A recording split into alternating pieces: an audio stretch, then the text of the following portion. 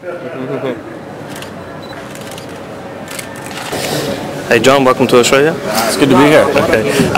How do you feel knowing now that you got BJ coming up for you? UFC super excited. You know, before I was supposed to fight Jake Ellenberger, and he's a very tough fighter. No disrespect to Jake whatsoever. He's going to do big things in the sport. But you know, he doesn't have the name power as BJ. So when you have like a huge fight like this put together, you get to be a main event. Not only just a main event, but a main event in a country that's only had a handful of big shows. It's a big deal. You know, all eyes in this country are going to be on us, and then everybody else in the world too.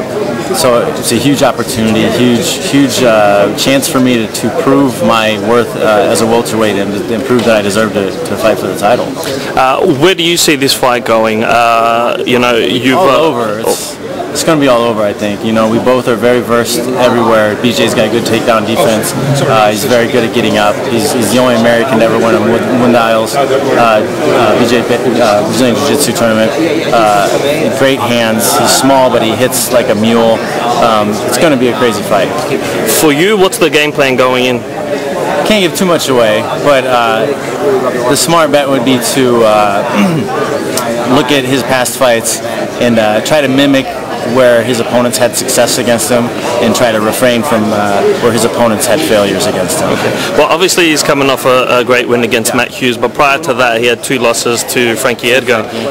Now, is it a case where you're going to try to mimic what Edgar did, or just see what worked and try to adapt that to your style? There's some problems with that because Frankie Edgar is extremely fast. Yeah.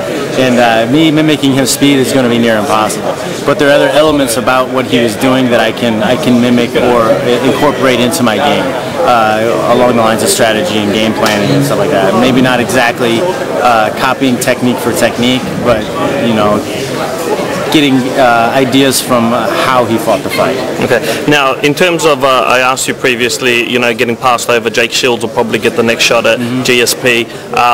Obviously, that can be frustrating. You said you understand it's a business decision, but still, it's got to hurt. You know, I mean, what good does it do to sit around and go, oh, poor me, it should be my turn, boo-hoo-hoo, when I'd rather be in the gym fixing what problems I have in my game, you know? Okay. Now, Dana has said that, you know, he feels your style isn't one that, you know, makes for a really exciting type of a fight, and, you know, you've got the most decision victories over anyone. Do you feel any pressure by what he says to change your style to try and become a more exciting or explosive fighter? Or no, I don't worry about what anybody really says. I'm my own worst critic. I mean, if nobody in the world ever said anything about me having decisions my last few fights, like, trust me, I'd feel the same way, because I'm worse and harder on myself than anybody else is going to be. There's nothing that anybody in the world's ever said that comes anywhere near to the type of insults I say to myself. The fact of the matter is, you know, the last few fights I've had haven't been ideal exactly. You know, the replacement fights, short-term, undercard, you know, they're not ideal, but I still expect more out of myself. I expect me to be finishing these fights, and I feel I need to do that, and maybe this is just an opportunity to put me in a position to force myself to step it up.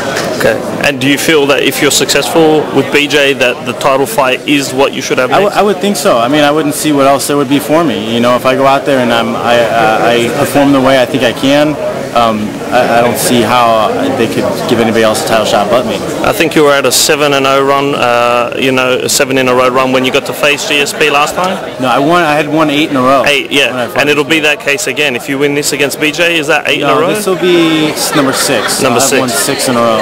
Okay. Yeah. All right, so you're going on some good tears there, but pretty good tears, yeah. It's just like, you know, name power. You know, if you're fighting guys that don't have a name power, aren't built up in the U.S. market, the fans have a harder time getting behind the fights. And that's just a part of the growth of the sport. Things will change 10, 15 years from now, and it does me no good to cry about, you know, stuff that I have no control over. Okay. And last question, here in Australia, fans who may not be familiar with you are going to come out, watch this event. What can they expect from Jon Fitch? You're going to see the new and improved Jon Fitch. You're going to get a lot of the same grit and determination as before, but you're going to see even more of it. More pressure, and I guarantee you're going to enjoy this fight. Awesome. Thank you.